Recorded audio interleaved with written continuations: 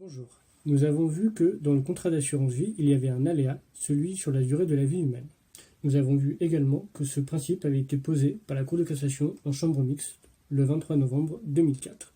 Depuis, la jurisprudence et la doctrine s'accordent à dire sur le fait qu'il y a bien un aléa dans le contrat d'assurance vie.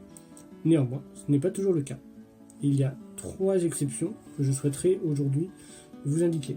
La première est celle des primes manifestement exagérées, c'est-à-dire que si les primes proposées par le souscripteur à son contrat d'assurance vie débordent le cadre de sa capacité d'épargne, le juge pourra estimer qu'il y a volonté du souscripteur de faire un détournement d'héritage et donc de vouloir s'exonérer des différentes règles de succession existantes en France.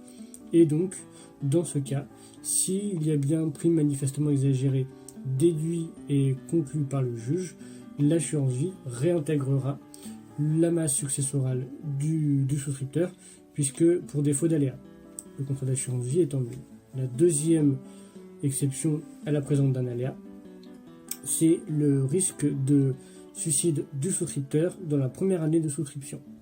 Dans ces cas-là, on considérera qu'il n'y a pas d'aléa. La troisième exception, c'est si le souscripteur se sait malade et qu'il sait qu'il va bientôt mourir, puisque par exemple il est en phase terminale. Dans ce cas, le juge pourra requalifier le contrat d'assurance vie en contrat nul, puisqu'il n'y aura pas d'aléa au contrat d'assurance vie.